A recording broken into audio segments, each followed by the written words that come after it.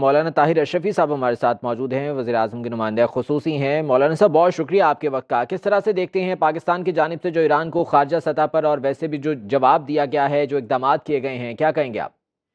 بسم اللہ الرحمن الرحیم نحمدہ ونصلی ونسلم علی رسولہ الکریم۔ دیکھیے، پاکستان جو ہے، یہ اگر کسی کو غلط فہمی تھی تو دور ہو جائے، اور دور ہو بھی گئی ہوگی کہ پاکستان کوئی کمزور ملک ہے۔ ہم اپنے بردر ممالک کے ساتھ محاذرائی میں نہیں جاتے۔ ہمارے بہت سے شکوے ہیں ایران کے ساتھ، لیکن ہم ایران کو اپنا بھائی بھی سمجھتے ہیں، اپنا پڑوسی بھی سمجھتے ہیں۔ کل ہمارے بھائی نے زیادتی کی، جارحیت کی، ہمارے لوگوں کا، بے گناہ بچوں کا قتل عام کیا۔ اس پر کیسے خاموش رہا جا سکتا ہے، جبکہ ایران میں بیٹھے دہشت گرد روز پاکستان میں دہشت گردی کرتے ہیں؟ لوگوں کو یاد نہیں ہے کہ ہندوستانی جاسوس گلبھوشن جو تھا وہ کہاں سے آیا تھا، کہاں بیٹھ کے وہ آپریشن کر رہا تھا؟ پاکستان میں سینکڑوں قتل اس نے کروائے، اور اس کا مسکن کیا تھا؟ لیکن ہم نے کبھی گلہ نہیں کیا، ہم نے انفارمیشن شیئر کی۔ ہم نے ہمیشہ ایران کو یہ بات بتائی کہ ہمارے ملک کے اندر دہشت گردی کرنے والے، ہمارے ملک کے اندر تخریب کاری کرنے والے آپ کے ہاں پناہ لیے ہوئے ہیں، لیکن ہم نے کبھی جارحیت نہیں کی۔ ہمارا حق تھا کہ جو میرے ملک کے اندر بم دھماکے کرے، جو میرے ملک کے اندر لوگوں کا قتل عام کرے، جو بے گناہ انسانوں کو نشانہ بنائے، ہم اس کے خلاف ایکشن لیتے۔ لیکن ہم نے ہمیشہ ایران سے شیئر کیا ہے کہ آپ کے ہاں یہ لوگ ہیں، آپ ایکشن لیں، آپ ان لوگوں کو ہمارے حوالے کریں۔ بے گناہ بچوں کو قتل کر کے ایران بتا سکتا ہے کہ وہاں کون سے دہشت گرد تھے؟ ہم نے آج جو پاکستان کی ریاست نے جو جواب دیا ہے، اس کی تفصیلات آپ کو مل گئی ہیں، اور آئندہ بھی اور بھی سامنے آ جائیں گی کہ وہاں کون لوگ تھے۔ بی ایل اے کے لوگ تھے وہاں، باقی جو دہشت گرد آرگنائزیشن ہے ان کے کمانڈر تھے۔ لہٰذا ہم چاہتے ہیں کہ ایران کے ساتھ ہمارے جو تعلقات ہیں وہ بھائیوں والے رہیں، پڑوسیوں والے رہیں، لیکن تالی ایک ہاتھ سے تو نہیں بجتی ہے، تعلقات یک طرفہ نہیں ہوا کرتے ہیں۔ اور پھر ایسے وقت میں جب کہ بیچارے فلسطینی، ان کو ضرورت تھی مسلم امہ کی وحدت کی، ایک ہی وقت میں پاکستان بھی نشانہ بنتا ہے، عراق بھی نشانہ بنتا ہے، تو یہ امہ کو تقسیم کرنے کا، ایران تو وحدت امت کی بات کرتا ہے، تو امہ کو تقسیم کرنے کا یہ جو عمل ہے، یہ خود سوچنا چاہیے ایرانی قیادت کو کہ انہوں نے کیا کیا ہے۔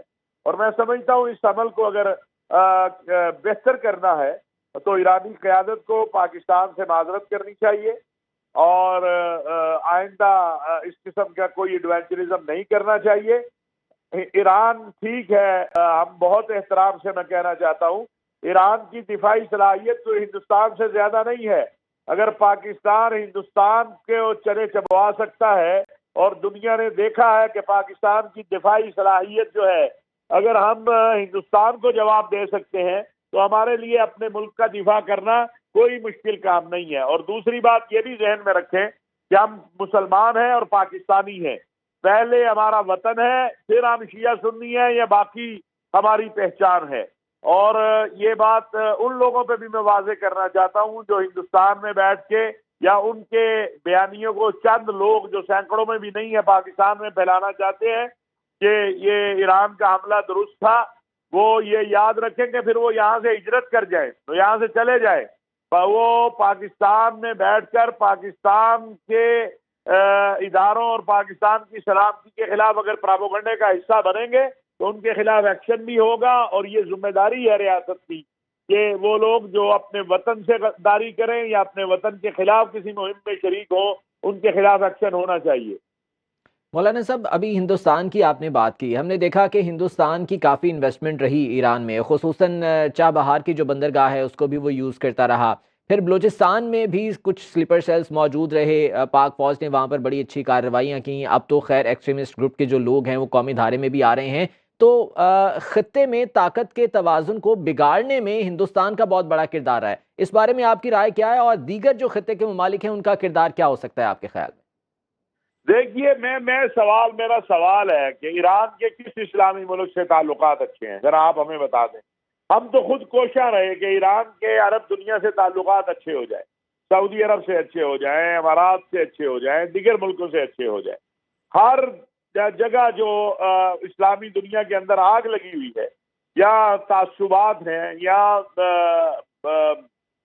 اختلافات ہیں، کہیں نہ کہیں اس کے ڈانڈے ایران سے ملتے ہیں. تو ایران کو ایک ذمہ دار ملک کی حیثیت سے اپنا کردار ادا کرنا چاہیے، نہ کہ ایران ایسا عمل کرے جس سے مسلم امہ کی وحدت پارا پارا ہو جائے. آپ کل عرب لیگ کی اسٹیٹمنٹ دیکھیں جو عراق پر حملے کے حوالے سے آئی ہے، اس کو بھی آپ دیکھ لیجئے. اس سے پہلے OIC کی قراردادیں دیکھ لیجئے. تو پاکستان تو دہشت گردی کے خلاف دنیا کا ایک بہترین اتحادی ہے. ہم نے ہر جگہ دہشت گردی کی مذمت بھی کی ہے اور ہم خود دہشت گردی کا شکار ہے. اور یہ کل کا حملہ بھی ایک دہشت گردی تھی پاکستان کے خلاف. میں اس کو دہشت گردی سمجھتا ہوں.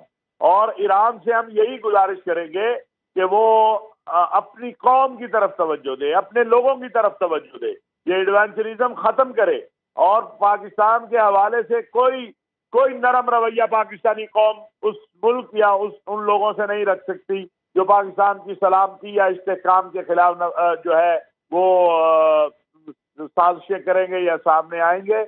بھائی ہونا، پڑوسی ہونا سر آنکھوں پر، لیکن پاکستان ہمیں ہر کسی سے زیادہ عزیز ہے. وہ ایران ہو یا عرب دنیا ہو یا کوئی اور ہو، پاکستان، اسلام، اس پہ کوئی کمپرومائز نہیں ہو سکتا. مولانا صاحب، آپ چونکہ وزیر اعظم کے معاون خصوصی ہیں تو اسی حیثیت سے میں آپ سے جو ہے وہ سوال کرنا ہی چاہوں گا کہ جو پولیٹیکل قیادت ہے وہ اس وقت کیا اقدامات اٹھا رہی ہے؟ اس وقت وزیر اعظم بھی سوئٹزرلینڈ میں موجود ہیں، وہاں پر ان کی سائیڈ لائن ملاقاتیں بھی ہو رہی ہیں، تو پولیٹیکل لیول پر اس وقت پاکستان کی جانب سے کیا اقدامات کیے جا رہے ہیں اس معاملے پر؟ دیکھیے، پاکستان کے دفاعی اقدامات آپ کے سامنے آئے ہیں. اسی طرح پاکستان اپنے برادر اسلامی ممالک کے ساتھ رابطے میں ہے، عالمی دنیا کے ساتھ رابطے میں ہے. میں آپ کو یہ بات ذمہ داری سے کہہ رہا ہوں کہ 56 سے 57 ممالک OIC میں ہیں.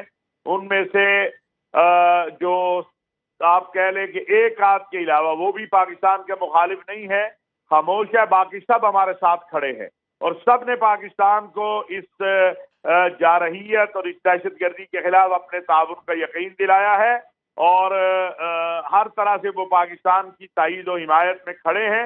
اور یہ پاکستان کی بہت بڑی اخلاقی بھی اور عالم اسلام میں ایک بڑا مقام ہونے کی جو ہے وہ نشانی ہے کہ دوست ممالک اس جارحیت کو کسی بھی صورت پاکستان کے خلاف جو ہوئی ہے قبول کرنے کو تیار نہیں ہے اور وہ پاکستان کے ساتھ کھڑے ہیں. اب اس پر ان کا شکریہ بھی ادا کرتے ہیں. ابھی بھی تھوڑی دیر پہلے فلسطین سے وہاں کے اکابرین نے ہمیں پیغام بھیجا ہے اور پاکستان کے لیے نیک خواہشات کا اظہار کیا ہے، پاکستان کو اپنے مکمل تعاون کا یقین دلایا ہے. اسی طرح باقی بھی اسلامی عرب ملکوں کی صورتحال ہے اور الحمدللہ چونکہ پاکستان ایک ذمہ دار ملک ہے، اپنا ایک مقام رکھتا ہے، ہمیں الحمدللہ کسی بھی قسم کی جو موجودہ صورتحال ہے اس میں نہ کوئی کنفیوژن ہے نہ کوئی پریشانی ہے. ہم اپنے ملک کا دفاع، اپنے لوگوں کا دفاع، اپنی سلامتی کا دفاع بہت اچھی طرح کرنا جانتے ہیں اور کریں گے انشاءاللہ تعالی. ٹھیک.